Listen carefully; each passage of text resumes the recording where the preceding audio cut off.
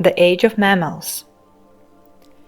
The opening of the next great period in the life of the Earth, the Cainozoic period, was a period of upheaval and extreme volcanic activity. Now it was that the vast masses of the Alps and Himalayas and the mountain backbone of the Rockies and Andes were thrust up, and that the rude outlines of our present oceans and continents appeared. The map of the world begins to display a first dim resemblance to the map of today. It is estimated now that between 40 and 80 million years have elapsed from the beginnings of the Cainozoic period to the present time. At the outset of the Cainozoic period, the climate of the world was austere. It grew generally warmer until a fresh phase of great abundance was reached, after which conditions grew hard again, and the Earth passed into a series of extremely cold cycles, the glacial ages, from which apparently it is now slowly emerging. But we do not know sufficient of the causes of climatic change at present to forecast the possible fluctuations of climatic conditions that lie before us. We may be moving towards increasing sunshine, or lapsing towards another glacial age. Volcanic activity and the upheaval of mountain masses may be increasing or diminishing. We do not know. We lack sufficient science. With the opening of this period, the grasses appear. For the first time, there is pasture in the world, and with the full development of the once obscure mammalian type, appear a number of interesting grazing animals, and of carnivorous types which prey upon these. At first, these early mammals seem to differ only in a few characters from the great herbivorous and carnivorous reptiles that ages before had flourished and then vanished from the earth. A careless observer might suppose that in this second long age of warmth and plenty that was now beginning, nature was merely repeating the first, with herbivorous and carnivorous mammals, to parallel the herbivorous and carnivorous dinosaurs, with birds replacing pterodactyls and so on.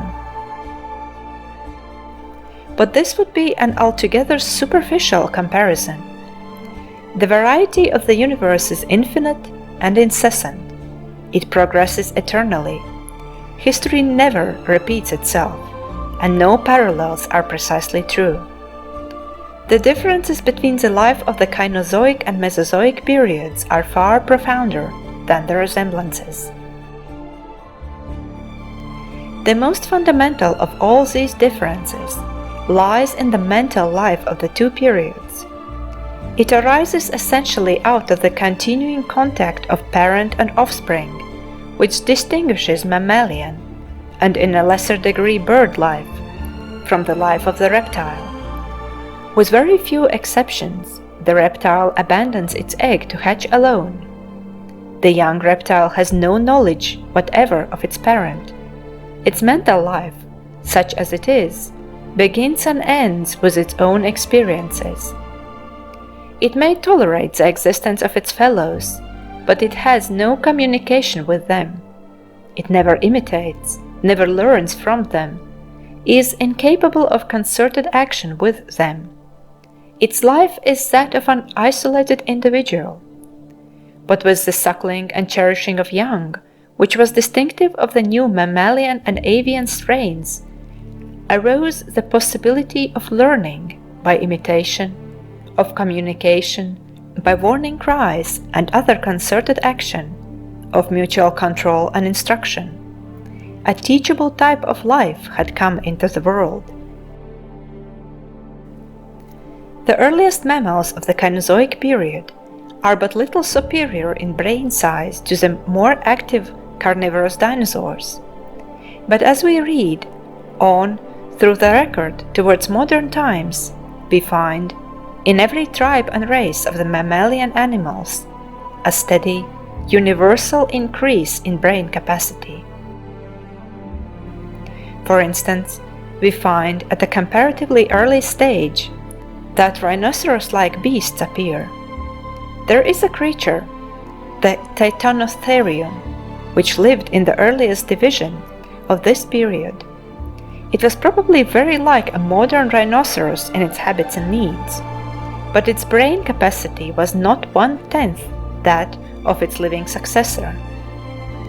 The earlier mammals probably parted from their offspring as soon as suckling was over.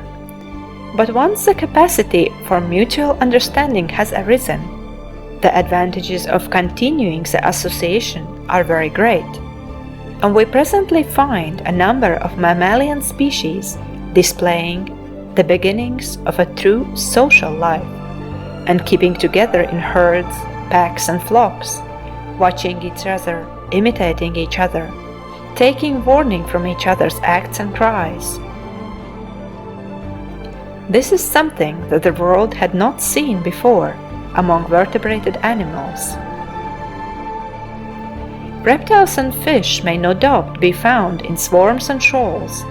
They have been hatched in quantities, and similar conditions have kept them together. But in the case of the social and gregarious mammals, the association arises not simply from a community of external forces, it is sustained by an inner impulse. They are not merely like one another, and so found in the same places at the same times. They like one another, and so they keep together. This difference between the reptile world and the world of our human minds is one our sympathies seem unable to pass. We cannot conceive in ourselves the swift, uncomplicated urgency of a reptile's instinctive motives, its appetites, fears, and hates. We cannot understand them in their simplicity because all our motives are complicated.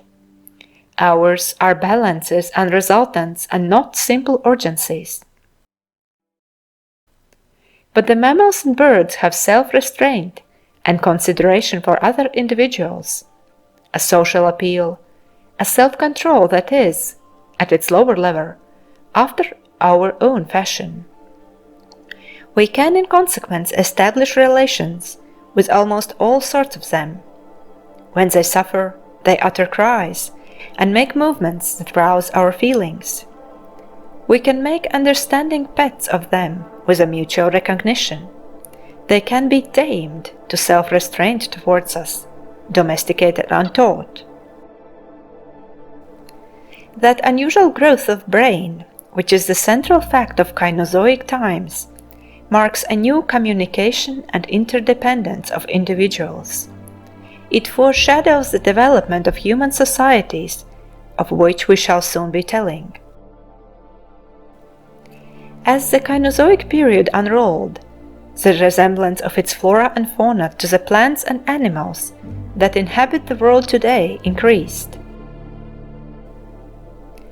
The big, clumsy Ointatheres and Titanotheres, the Entelodonts and Hyracodonts, big clumsy brutes like nothing living, disappeared. On the other hand, a series of forms led up by steady degrees from grotesque and clumsy predecessors to the giraffes, camels, horses, elephants, deer, dogs, and lions and tigers of the existing world. The evolution of the horse is particularly legible upon the geological record.